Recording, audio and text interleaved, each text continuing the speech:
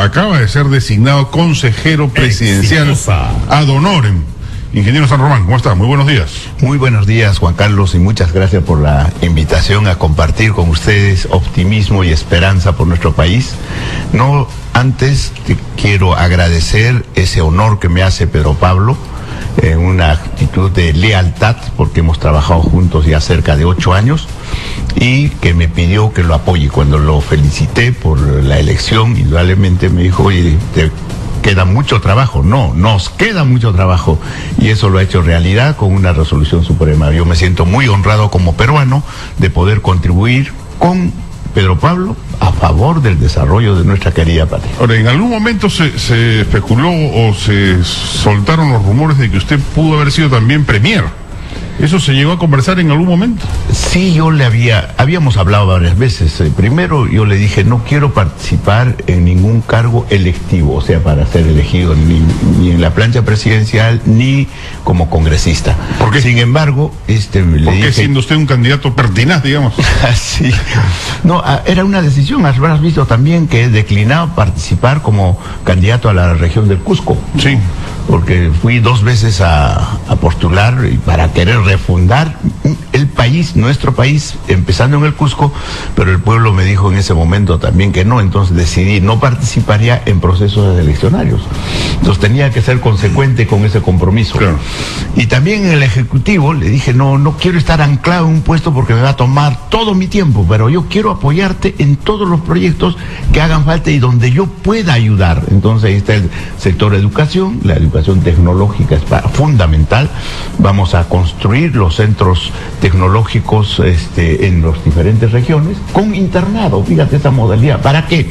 Para dar facilidad a los hijos de los campesinos que viven en lugares alejados y que de otra manera no podrían tener la oportunidad de estudiar. Claro. Y tenemos ya experiencias demostradas. Para un limeño suena exquisito eso del internado, pero para un provinciano que emigra es su vida. Depende de eso poder hacerlo. Claro. Y tenemos ya casos concretos. Imagínate, hijos de modestos pastores de llamas y alpacas de Espinar, Coporaque, Achahui, los tenemos estudiando ya en universidades y son primeros alumnos en Cayetano Heredia, en la Universidad Agraria. Entonces ya esa experiencia lograda queremos trasladarlo para que beneficie al resto del país, porque somos conscientes, Pedro Pablo principalmente y yo, en que la mejor herencia, el mejor capital que se puede entregar a un ser humano, a un ser querido, es una buena educación, y eso es lo que también ha puesto énfasis en su discurso. Ahora, pero su labor va a ser también de consejero político, me imagino.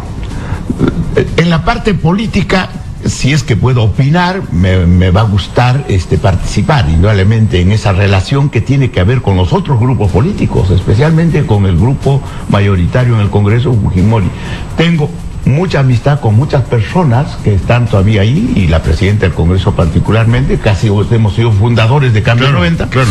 Entonces queda una amistad personal entre nosotros y yo creo que vamos a hacer buenas coordinaciones. Yo confío mucho en la presidencia de la señora Luz Salgado, es una persona muy sensata, muy coherente y la más moderada. Como alguien escribió por ahí, Carlos Raffo creo que ha sido, si se suma la humildad de Fernando Zavala, expresada en este pedido de disculpas, y la madurez de Luz Salgado, podría arribarse a un escenario virtuoso, ¿no? Haremos todo lo posible para que sea así, ¿no? Sin embargo... Bueno, lo primero que le habrá aconsejado, me imagino, oye, pero Pablo, no estés diciendo esas cosas que andas diciendo por ahí, pues, ¿no? Sí, pero me dice, me han malinterpretado, me dijo, me han malinterpretado. Yo no quise decir eso, sino que queremos llamar, como lo dije también en el discurso de juramentación, ya hizo una invocación que solos no podíamos construir un Perú, necesitábamos el concurso de todos, y coherente con ese llamado, en su entender, los llamó pues para que acompañen para sacar adelante el país. Ahora, se va a establecer una metodología, porque esto de los consejeros presidenciales, hay que recordarlo, lo estrenó Toledo el año 2001, con consejeros presidenciales. Luego de eso, ni Alan García ni Ollantumala han trabajado con consejeros presidenciales. Pero Pablo Kuczynski retoma la costumbre. ¿Va a establecerse una regularidad de reuniones, un trabajo permanente? ¿Cómo es el esquema que han definido? Tenemos una comunicación permanente, van a haber reuniones frecuentes. Por ejemplo, este lunes me ha pedido para acompañarlo a Puno, a Puno y a Puerto Maldonado, donde vamos a ir acompañados de varios ministros, principalmente el ministro de Agricultura y de Salud, para ver ese tema que está afectando a esa región. También ya ha hecho encargos. En mi caso he recibido un encargo muy interesante, pero además un reto. ¿Cómo modernizar el problema de Urubamba? No, cómo modernizar los mercados de los pueblos. Porque tú sabes que eso puede ser un proyecto interesantísimo, hasta turístico, pero si es bien presentado, está abandonado. Hay que ver cuál es el impedimento que los municipios y los gobiernos regionales no pueden superar para construir un moderno mercado, ¿no es cierto? Y el otro tema... Hay que decirlo, en buena parte de ciudades del mundo, los mercados municipales o los mercados centrales son puntos de atracción. Así es. La gente va a visitarlos. A visitar, a degustar y a comprobar la calidad de sus productos. Eso quiere hacerlo Pedro Pablo. Ese es el primer encargo que le he dado. El primer encargo. Y el segundo es ver qué hacemos con la basura, porque no podemos seguir contaminando nuestras ciudades.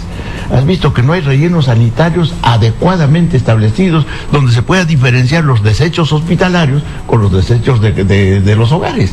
Y hay además los grandes proyectos de industrializar la transformación, el reciclaje de muchos productos. Entonces, para eso hay que educar, para eso hay que dar rellenos importantes donde se pueda procesar e industrializar. Ahora, ¿y no le ha dado como encargo resolver lo que está pasando en su tierra justamente? El primer conflicto social del gobierno ya lo tiene en estos momentos en curso en Urubamba. Sí, lo hemos analizado. Lastimosamente, piensa Pedro Pablo que ha faltado comunicación, ¿no es cierto?, de la presidencia del Consejo de Ministros, que recién se está estrenando también.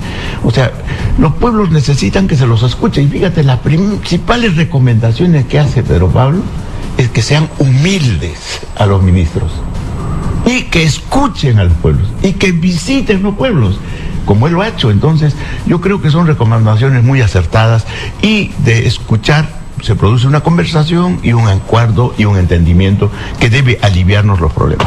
No, gran parte de los conflictos sociales surgen por... falta de comunicación. Exactamente. Así es. No es que a veces los reclamos sean imposibles, sino simplemente que nadie escucha. Y eso cuando nadie escucha, crece, el parlante crece, pues se amplifica. Y esa es la principal recomendación que le dice, que escuchen a los ministros, que sean humildes en escuchar y que además visiten los lugares, no estén anclados en la capital solamente. ¿Y a los consejeros también lo va a obligar a hacer gimnasia, no? No ha dicho eso. Hoy hemos visto a los ministros en ropa deportiva, ¿no? Desde muy temprano. Me parece una excelente iniciativa, la verdad. Y creo que pero hay que reclamar que ya hay disidentes, ¿sabes? El ministro de Cultura, Jorge Nieto, su paisano, ¿no? O por lo menos de familia cusqueña. Sí. Vamos a recomendarle que baje un poquito de peso para que pueda. No ha querido ir, no ha asistido en este primer gabinete deportivo. Debe ser algún tema aparte. No creo que sea el ejercicio, pero es algo que lo practica Pedro Pablo y que lo mantiene tan vital, esos 77 añitos, lo vemos trepando. Imagínate, ahora quiere regresar de Puerto Maldonado. Ahora, se ha generado controversia. Eso, a mí más que la controversia por el tema, que me parece tonta, la verdad, porque a mí me parece una buena idea, interesante, lúdica, es un buen mensaje, etcétera, saludable, y ese tipo de mensajes se requieren en el país. Pero sí me parece que el gobierno no empieza con luna de miel plena. O sea, ya empiezan los cuestionamientos desde muy temprano, digamos. El temor que puede haber en muchos es que esto vaya creciendo y lleguemos a un estado político complicado en poco tiempo, digamos, antes de lo previsto. Ese escenario, ¿lo prevén ustedes? ¿O usted considera que es efectivamente algo que si no se maneja bien puede estallar? Yo creo que es de alguna manera comprensible, porque Fuerza Popular nunca pensó perder esta elección, ¿no? Entonces siempre la tenían ganada hasta pocos días antes de las elecciones, y lógicamente la sorpresa del resultado final los ha tenido que agotar y lógicamente causar un poco de depresión. Y se notó claramente cuando la señora Keiko, como corresponde a los perdedores democráticos saludarlos, se puso un poco con resistencia a saludar, esperaba resultados y todo, y eso creo provocó esa especie de sentirse diferentes, ¿no? Entonces, pero es natural, pues, las personas que han abogado han hecho todo para triunfar y que no hay una desazón, entonces hay que ser comprensivos, pero yo espero conversar con Keiko, con la señora Luz Salgado. ¿Mantiene usted relación con Keiko Fujimori? Hemos tenido una relación fluida siempre, sí. Antes de, Ah, bueno. Antes del resultado. Antes del resultado. Pensé que antes del 5 de abril. No, en la primera vuelta también. ¿Sí? Ha sido siempre muy respetuosa y amigable conmigo. Lo que pasa que después del resultado de las elecciones ya, claro, cortó su teléfono y ha ido de viaje, entonces no ha habido oportunidad de conversar. Yo creo que voy a hacer el intento de llamarla porque hay una... Ahora, a la postre yo no creo que el fujimorismo se embarque en una apuesta obstruccionista, la verdad. No, yo no creo. No sería de parte de ellos también, y políticamente inconveniente, pero sí van a guardar formas duras, ¿no? Ásperas. Espero que no, por lo menos espero que no. Yo creo que si anteponemos el interés nacional, todo nos debe unir, porque los objetivos son nacionales y son trascendentales. Todo está por hacer. Tú sabes que hay millones de dólares de ofrecimiento de financiamiento para este tema del tratamiento de la basura que están entrampados por decisiones de algún departamento, de una... Entonces me toca a mí ser el facilitador para destrabar esos obstáculos que están... Usted va a ser un operador político, en el sentido que va a cruzar transversalmente ministerios. La ventaja me parece es muy esa. bien, que para eso son los consejeros. Claro, la ventaja es esa, no estoy anclado a un ministerio... a una jerarquía piramidal, digamos. Dentro de los mismos ministerios, yo que estaba en esas funciones ahí desde la presidencia del Senado, notaba que había ciertas rivalidades entre ministerios. En cambio, siendo un consejero, yo voy a tener, espero, el acceso y la posibilidad de dialogar con los sectores que hagan falta dialogar y apoyarlos para desentrabar algunos problemas, que no es porque no lo quieran desentrabar, sino a veces no se enteran los funcionarios al momento de tomar las decisiones. Pero volviendo al tema del fujimorismo, ¿usted tiene alguna opinión particular, personal, sobre el indulto a Fujimori? Es un tema delicado. Pedro Pablo está enterado de ese asunto, él lo está estudiando. El problema no es el indulto per se. El problema es que las consecuencias que pueden dar y las futuras reclamaciones que pueden dar otros personajes que también están cumpliendo una condena parecida. Entonces creo que tiene que ser una respuesta inteligente, bien razonada de Pedro Pablo. Nosotros nos abstenemos en dar declaraciones públicas esperando que sea el presidente el que tome la decisión. Ahora, ¿con Keiko Fujimori usted tiene el encargo de tratar relación o eso nace de su propia iniciativa? Es de mi propia iniciativa. Además, siempre hemos tenido una relación amical con ella, con su familia. No, imagínate. A pesar de los sinsabores del 5 de abril. Digamos. Oye, el 5 de abril se enterró, se olvidó, porque cuando nos tocó tomar la decisión, si votamos por un proyecto similar al de Venezuela, que era Ollanta, o preferimos elegir y apoyar a Keiko, tomamos la decisión, Pedro Pablo y yo, de apoyar a Keiko, pero por una decisión patriótica. Eso no lo recordaba, usted también apoyó a... Claro, y salimos al mitin y a hablar y a tratar de convencer al pueblo que voten por Keiko, porque en el entorno de... no todos son malos. No, en absoluto, no. Hay personas que nos han apoyado y hemos logrado... Alejandro Toledo archienemigo del fujimorismo, acaba de declarar que él considera ya a Keiko Fujimori una candidata demócrata y que ha evolucionado de ser la primera dama de la dictadura a una candidata demócrata, que ha participado en 2 procesos electorales de manera impecable, digamos, ¿no? Sí. Y yo creo que el país haría muy bien en variar esa percepción del fujimorismo, ¿no? Yo tengo, gracias al fujimorismo, yo he conocido también, me eligieron como presidente del Congreso, pero gracias a eso también logramos en los cortos 18 meses de democracia cambiar el país. Nosotros le pusimos el piloto automático sin tener mayoría en el Congreso. Claro, tuvimos el gran respaldo patriótico del Fredemo, del grupo de Fredemo, que decidieron que la primera presidencia del Congreso, vale decir diputados y senadores, correspondía al partido gobernante. Esa decisión fue trascendental para el éxito de esos 18 meses. Entonces convocamos expertos y asesores de primera. Yo tengo un gran respeto por Carlos Boloña, por ejemplo, por Ismael Benavides, por Villi, que fue el ministro de Economía de Pinochet, estaba Piñera, el hermano de Sebastián Piñera, el autor de las leyes. Entonces teníamos un equipo interesante que planificamos y mediante delegación de facultades cambiamos el país, con 3 delegaciones. Nos faltó la última, que era reforma del Estado. Si nos hubiésemos conseguido dar la 4ª delegación, reforma del Estado, tengo seguro que tendríamos un país de primer nivel, con un Estado promotor, pequeño, pero facilitador. Es bueno recordar eso, es bueno recordar la historia, porque todo eso se logró sin golpe de Estado. Sin golpe de Estado. El autogolpe fue pues una decisión absurda, ¿no? Fue una justificación equivocada del planeamiento del siniestro personaje Montesinos.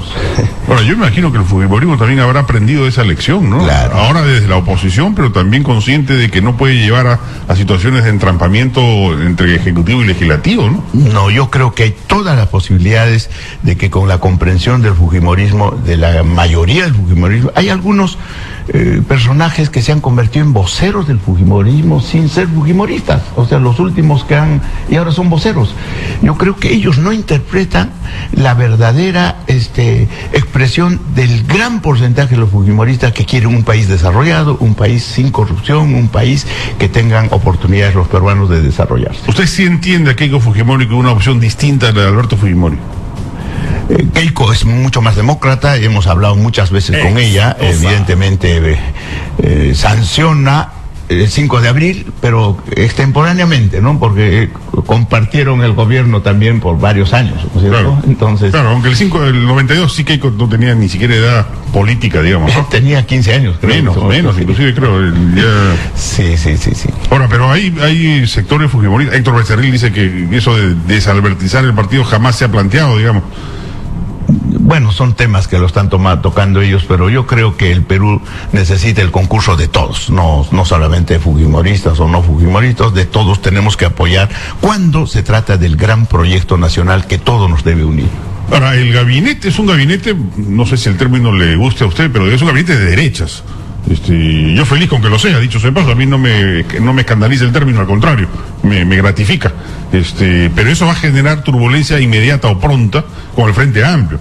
Lo que pasa es que el Frente Amplio ahorita no sabe qué hacer porque el fujimorismo le ha quitado el rol protagónico de la oposición. Entonces no saben cómo colocarse, digamos, pero va a ser una piedra en el zapato en términos de oposición programática, ¿no?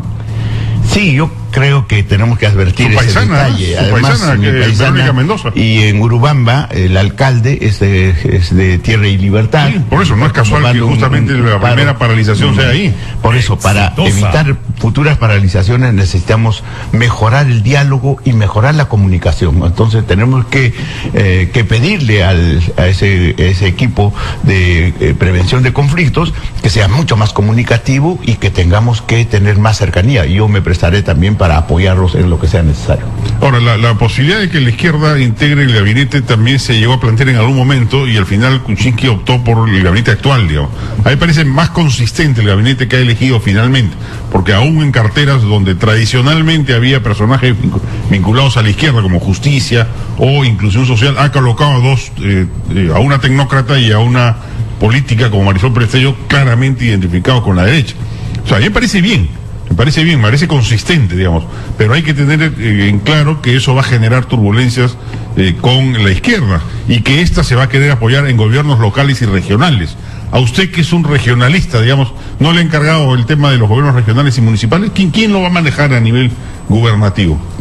Aún no se ha designado la persona, pero en lo que me toque yo voy a abogar por un diálogo permanente con los alcaldes y gobernadores de la región sur.